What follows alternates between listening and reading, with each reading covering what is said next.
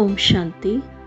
30 मार्च 2024 की वरदान है, स्वमान की सीट पर स्थित हो, शक्तियों को ऑर्डर प्रमाण चलाने वाले विशाल बुद्धि भव। स्वमान की सीट पर स्थित हो, शक्तियों को ऑर्डर प्रमाण चलाने वाले विशाल बुद्धि भव। आज बाबा ने विशाल बुद्धि का वरदान दिया है। विशाल बुद्धि अर्थात क्या? जिसकी बुद्धि सदा बेहद में है। हद क्या है? जब हम मैंपन और मेरापन, मेरा परिवार, मेरा संबंधी, मेरा कार्य, मेरी जिम्मेदारी, मैं फलानी, मैं फलाना, इन सब बातों में, इन पुरानी दुनिया की बातों में बिजी रहते हैं, तो वहाँ हमारी बुद्धि उसी तक सीमित रहते हैं। हम हर एक को शुभ भावना, शुभकामना दे नहीं पाते, हर एक के लिए अच्छा सोच नहीं पाते, क्योंकि हम देह भान में होते हैं। और जहाँ देह भान है, माना मैंपन और मेरापन है, वहाँ स्वार्थ होता है। तो हमारी छोटी छोटी इच्छाएं, कामनाएं, एक्सपेक्टेशन रहती है। तो हम उन सब बातों में, उन सब बंधनों में फंसे हुए रहते हैं।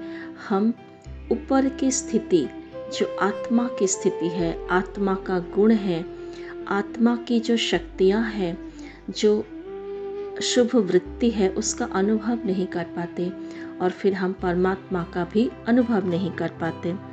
तो बाबा ने इसीलिए कहा कि विशाल बुद्धि बनना है, अर्थात हम इस मैंपन, मेरेपन की दीवारों से परे जाना है। इन हद की दीवार को छोड़ हमें आत्मिक स्मृति, आत्मिक स्थिति में रहेंगे। और बुद्धि में क्या रहेगा? फिर बाबा रहेगा, बाबा का सेवा का कार्य रहेगा। ये विशाल जो विश्व परिवर्तन का कार्य चल रहा है, वो कार्य याद रहेगा। हम कौन हैं? हम साधारण फलाना फलानी नहीं हैं। हम विश्व सेवाधारी है, विश्व कल्याणकारी है, परमात्मा का यादगार, परमात्मा का मददगार बच्चा है, परमात्मा भाग्य के अधिकारी बच्चे हैं। परमात्मा हमें स्वयं अपने गुणों और शक्तियों से, विशेषताओं से भरपूर कर हमें पालना दे रहे हैं। हम भविष्य के विश्व के मालिक हैं, विश्व महाराजा महारानी बनने वाले श्रेष्ठ भाग्यवान आत्माएं हैं। तो ये है बेहद की स्थिति, यही है विशाल बुद्धि, जिस बुद्धि में हमें पूरी ज्ञान याद रहे। और पूरी ज्ञान याद रहे माना हम ज्ञान के आधार पर, श्रीमत के आधार पर हम चल पाएंगे। नहीं तो हद की छोटी छोटी परिस्थिति, बातें, आत्माओं के व्यवहार, संस्कार हमें दुख ले आएगा। हमारे अंदर दुख इमर्ज होगा, हमें अपमान का फीलिंग होगी, हमें संस्कारों के साथ टक्कर होगा। तो इसीलिए बाबा ने यही कहा है, जो भी टाइटल डायरेक्ट परमात्मा द्वारा मिले हुए हैं, उसके नशे में रहो। तो नशे में तभी रह पाएंगे ना, जब बुद्धि में इस सारी बातें याद रहेगा, है ना। स्वमान की स्थिति रूपी सीट पर सेट रहो, तो सर्वशक्तियाँ सेवा के लिए सदा हाजिर अनुभव होगी। तो सर्वशक्तियाँ, कल भी बाबा ने कहा था, तभी ऑर्डर मानेगी जब हम मालिकपन के सीट पर, मालिक बनकर उसको ऑर्डर करेंगे, क्योंकि वो हमारा कर्मचारी है, सर्वेंट है। तो सर्वेंट मालिक की हुक्म मानती है। लेकिन अगर हम मालिकपन की सीट पर सेट ही नहीं हैं, हम स्वराज्य अधिकारी आत्मिक स्थिति में है ही नहीं, तो फिर हमें याद ही नहीं रहेगा कि हमारे पास कौन सी शक्तियाँ हैं और किसको हमें यूज़ करना है, उसको ऑर्डर करना, उसको आह्वान करना, ये हम भूल जाएंगे समय प्रमाण। जब परिस्थिति आएगी, फिर परिस्थिति बीत जाएगी, हम हार जाएंगे, फिर याद आएगा, अरे हमें तो ये करना चाहिए था, ऐसा करना चाहिए था, बाबा ने तो हमें ये शक्ति दी है, इसको यूज़ करना चाहिए था।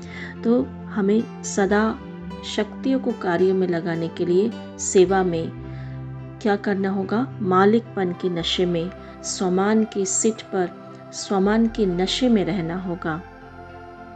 तो इसीलिए बाबा ने कहा है, तो वरदान और वर्षे को कार्य में लगाओ, मालिकपन योग युक्त बन, युक्ति युक्त सेवा सेवाधारियों से लो तो सदा राजी रहेंगे, बार बार अर्जी नहीं डालेंगे। माना बार बार अर्जी डालना क्या, माना कंप्लेंट करना बाबा से, बाबा ये आत्मा ऐसे कर रही है, मेरे साथ ये परिस्थिति हो रही है, मैं इस विघ्नों को कैसे पार करूं, ये सब बातें हम फिर नहीं कर पाएंगे। तो इसीलिए बाबा ने कहा कि अर्जी डालना बंद हो जाएगा, हम हर परिस्थिति में अचल अडोल रहेंगे, है ना। तो इस प्रकार से हमें स्वमान की अलग अलग स्वमान जो बाबा रोज़ मुरली में देते हैं, ये हमें प्रैक्टिस करनी है, इसका अनुभव में लाना है। हर रोज़ की मुरली में 2-3 स्वमान आप चुन लीजिए, या तो फिर एक ही स्वमान का बार बार अभ्यास कीजिए, तो भी वो स्वमान हमारे सबकॉन्शियस माइंड तक चला जाएगा। हमें उसी अनुसार हम व्यवहार करेंगे, उसी अनुसार हमारा दृष्टि वृत्ति हो जाएगा, हमारा बोल हो जाएगा। तो एक एक स्वमान जैसे हमारा एक एक आइडेंटिटी बन जाए, परिचय बन जाए। जैसे किसी का प्रोफेशन है डॉक्टरी करना, तो वो प्रोफेशन जो है वो उसके अंदर चला जाता है, वो हमेशा उसी स्मृति में रहते कि मैं डॉक्टर हूँ, उसको बार बार रटना नहीं पड़ता है कि मैं डॉक्टर हूँ। उसका व्यवहार, उसकी बोलचाल, उसके तौर तरीके वैसे बन जाते हैं। कहीं पर कोई परिस्थिति ऐसी है, कोई बीमार है, तो तुरंत अपना जो नॉलेज है डॉक्टरी का वो अप्लाई करते हैं, है ना। उसको याद दिलाना नहीं पड़ता किसी को, अरे आप तो डॉक्टर हो, आप इस पेशेंट को, इस बीमार व्यक्ति को चेक करो, देखो, तो खुद करते हैं, है ना, क्योंकि उसको स्मृति स्वरूप में आ गया। इसीलिए तो हमें भी हमारा हर एक स्मृति को, टाइटल को, स्वमान को स्वरूप में लाना है, तो हम इसको हर एक शक्तियों को, हर एक गुणों को यूज कर पाएंगे। ओम शांति। तो अभी हम अपने स्वमान के सीट पर सेट हो जाएंगे,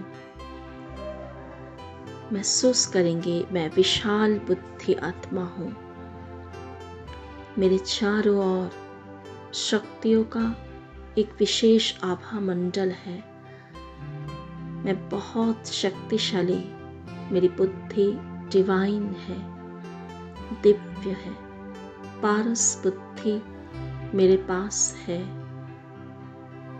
मेरे अंदर ज्ञान की गुह्य राज समाया हुआ है, सर्व शक्तियाँ मेरे पास है, जो चाहूँ, जैसा चाहूँ, मैं हर एक शक्ति को यूज कर सकती हूँ।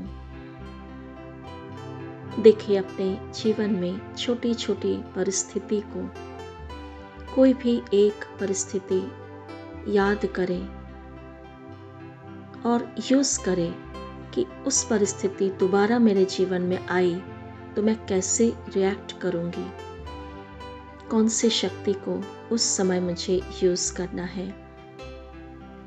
मुझे सहन शक्ति यूज करना है, मधुरता के गुण यूज करना है, धैर्यता की शक्ति यूज करना है, या उस परिस्थिति का सामना करना है, ज्वाला रूप धारण करना है, या फिर बहुत नम्र चित्त होकर दूसरे की बात सुनना है, मुझे झुकना है, या फिर मुझे साहस और हिम्मत दिखाकर अपनी बात को रखना है। तो कोई भी एक परिस्थिति सामने ले आए और उस परिस्थिति में आपको कौन सी शक्ति यूज करना है उसका चिंतन करें, सोचे और उस सीन को फिर से क्रिएट करें, देखें अपनी बुद्धि से और देखें आप शक्ति को यूज करके उस परिस्थिति पर विजयी बन रहे हैं और बाप दादा आपको विजय का तिलक लगा दिया और गले में सफलता का हार पहना दिया। महसूस करें। ओम शांति।